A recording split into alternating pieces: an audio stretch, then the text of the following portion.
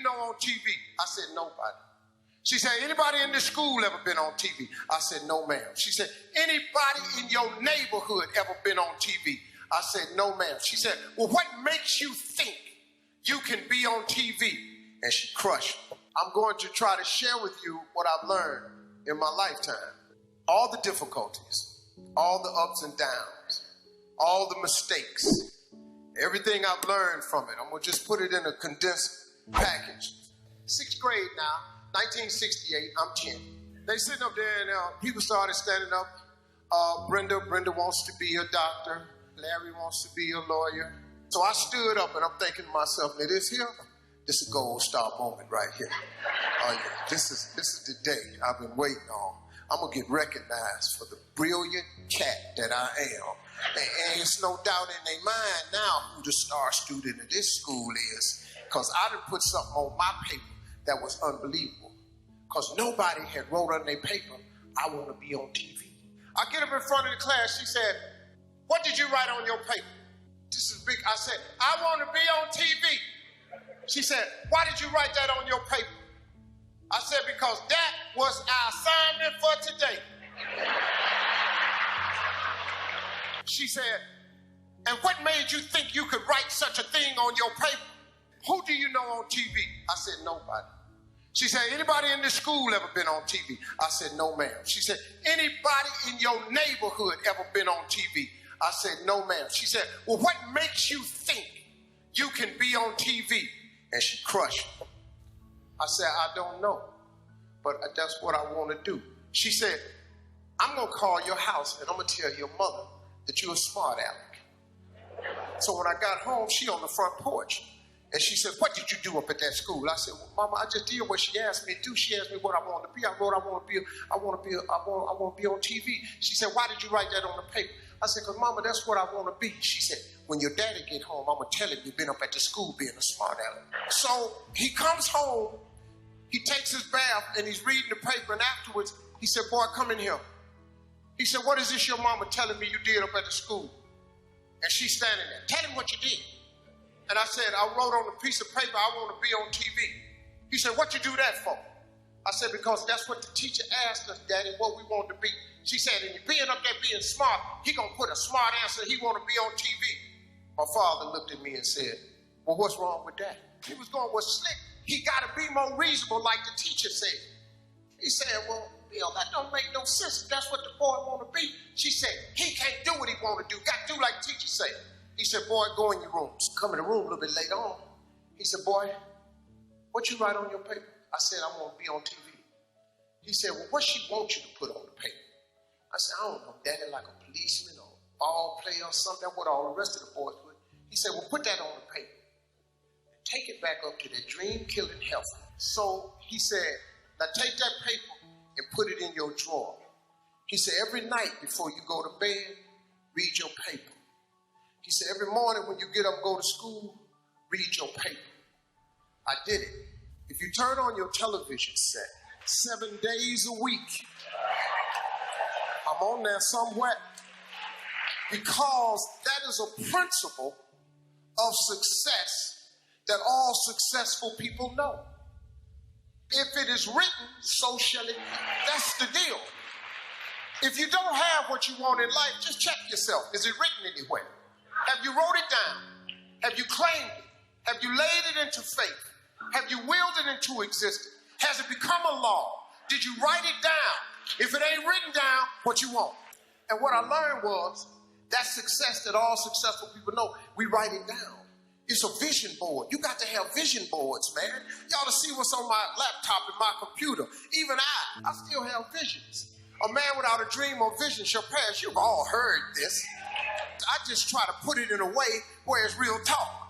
See, writing it down makes it doable. If you go through a school zone doing 35 miles per hour and the police stop you and a truck was blocking the sign that said 20 miles an hour, guess what? You still get the ticket. You know why? Because it's a written law.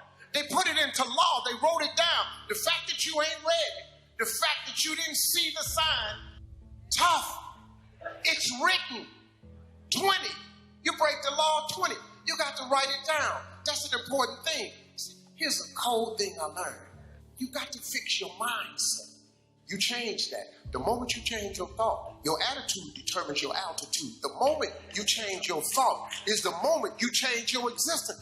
A flea is the smallest insect, one of the world's smallest insects. Do you know that a flea has a 36-inch vertical? That's pretty high. The average human being cannot jump 36 inches. If you take that insect and you capture it and put it in a jar and put the lid on it, that insect still has a 36-inch vertical. You know what it does? It jumps 36 inches, but it hits its head and gets knocked back down. So he makes an adjustment. Since I'm getting knocked back down, I'm not going to jump my full potential. I'm just going to jump just enough so I don't get knocked back down. If you get another flea and capture it, the flea goes into the jar. The flea again, another flea, has a 36-inch vertical. But because he's in the jar and he's seen what happens when he hits his head and he gets knocked back down, he duplicates what he sees the other flea doing. And he jumps just high enough where he don't hit his head. The sad thing about it is when these fleas have babies, these fleas are born with a 36-inch vertical. But because they live in the jar with their mama and their daddy, and they got a 36-inch vertical, but they see everybody else jumping just so high, they duplicate. It becomes generational. It gets passed down. The parent ain't got enough sense to say, hey, I messed up my jump, but you know, you can still go 36. Your brain is your lid. If you take the lid off, the potential in every one of us is expansive. It's unbelievable. Imagination is everything. It's the preview to life's coming attractions. You know what that means? Everything was once a thought. That's what that means. Let your imagination go. Open up your mind, trip a little bit. The Wright brothers were sitting around one day and said, hey, I want to fly like a bird. So people said, come here, man. Hey, what this dude just said. Tell him what you just said. I'm going to fly like a bird. I flew in here today. If imagination is everything, why not use yours? The possibilities in your life are endless, man. In order to be successful, you have to jump. It's like you're standing on the edge of a cliff. In order to be successful, you got to jump. Everybody in here, you got to jump. If you don't jump, you can't be successful. Problem is, when you jump, you don't know if the parachute is going to open. So fear freezes you. The fear of failure, you've all heard all this stuff. I just have a different way of putting it. The fear of failure is the number one cause of failure. It freezes you. But let me explain something to you. If you don't jump, here's the one thing that's guaranteed. When you jump, you don't know if your parachute will open. But here's a fact. If you don't jump, it ain't opening for sure. It don't open at all. There's no chance of you enjoying the ride. But now here's the deal when you jump. Listen to this. I'm going to tell you this. It ain't going to open right away. I promise you that. When you jump, it's not opening right away. Oh, you're going to get cut up because the parachute is not going to open right away. But see, and your parachute is success. Success. When you experience success, it opens the parachute. And now that fall is now a ride. It's an incredible ride. Your view is different. You see people on parachutes in the air all the time. You see them on TMZ. You cut on TV shows and watch people live their life. Stop watching people live a life you could be living. Jump. Jump.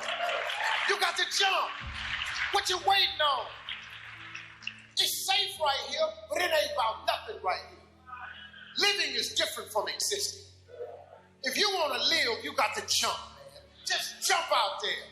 But you got to jump. You got no life standing on this cliff, looking over, looking at everybody fly by, soar through the air like birds. You got to jump, man.